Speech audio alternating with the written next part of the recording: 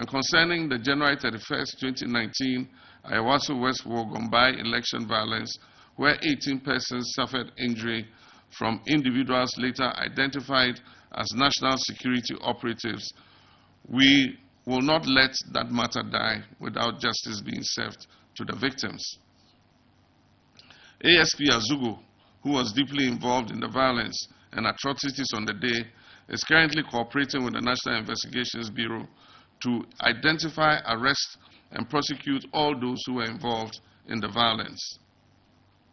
With respect to cases from the 2024 election violence that resulted in tragic deaths in constituencies like Tolong, Damango, Autusenya East, Nkranza South, Ofinsu North, and Ahafua North Southwest, the cases are being investigated by the Special Task Force.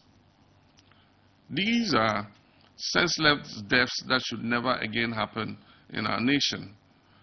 Elections are to choose leaders, not to murder our citizens.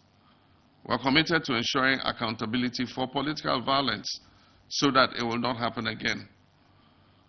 The Attorney General is working on a report for Cabinet to recommend appropriate compensation for victims and families involved in these unlawful incidents.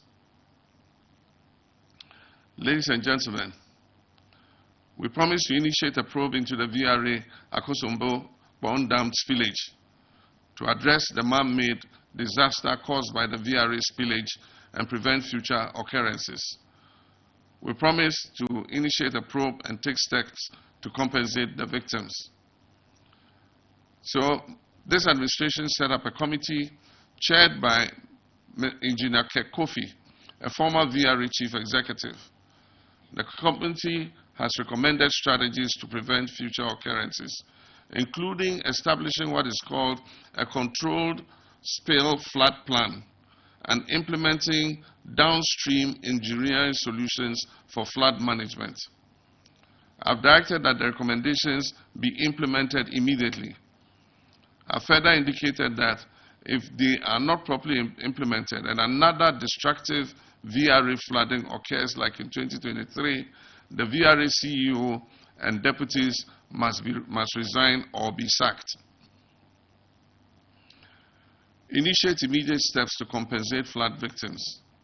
The 2025 budget has made provisions for the compensation payments, and a team has been put together to coordinate the compensation exercise. I call on the chiefs and people of the affected areas to facilitate the smooth and peaceful execution of this compensation exercise. We promise to shake up and realign state-owned enterprises to enhance their profitability and their value. On March 13, 2025, I hosted a high-level meeting of CEOs under the State Interest and Governance Authority, SIGA, to underscore the critical importance of reforms. We are implementing an enhanced performance management system with clear targets, monitoring financial and operational performance, and promoting good governance in these institutions. A deep dive study is underway to uncover the root causes of challenges and provide insights for targeted strategies to foster innovation and adaptability. My vision is clear: to transform the SOEs into robust pillars of economic growth. This may involve shutting down some of them or merging some of them together. SIGA is facilitating discussions to revive the produce buying company, deliberating with the Ghana Stock Exchange about the potential listing of at least 10 of the SOEs on the stock exchange, and encouraging them to prioritize dividend payments as their primary objective this year. My fellow citizens, this has been a comprehensive account of our actions in the first 120 days of my administration. We laid out a social contract with you, the people of Ghana, with specific promises for this critical initial period. Tonight, I'm pleased to report to you that we have fulfilled these promises. From forming a lean government and establishing a robust code of conduct to taking decisive action to scrap burdensome taxes, initiating inquiries into past wrongdoings, launching major job creation programs, tackling illegal mining, reviving our environment, promoting our tourism and export sector, streamlining scholarships, supporting vulnerable populations, and holding our security agencies accountable. The foundation for resetting Ghana and building the Ghana we want together is being laid with speed and determination. These actions are not merely check boxes on a list.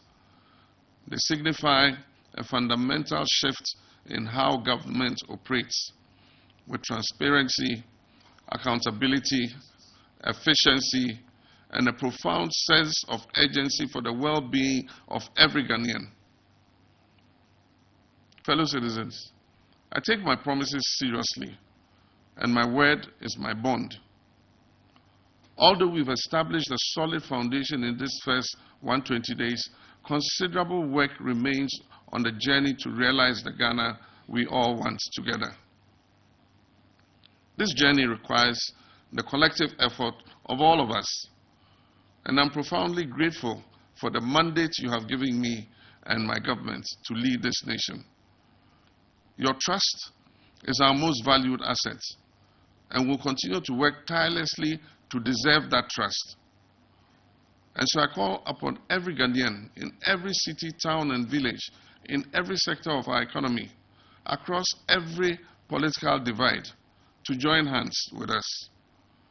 Let us continue to work hard together, united by one purpose and a shared vision, to overcome the challenges and build a brighter, more prosperous future for our beloved nation. I thank you for receiving me in your homes. I thank you for your attention this evening. May God bless you all, and may God bless our homeland, Ghana.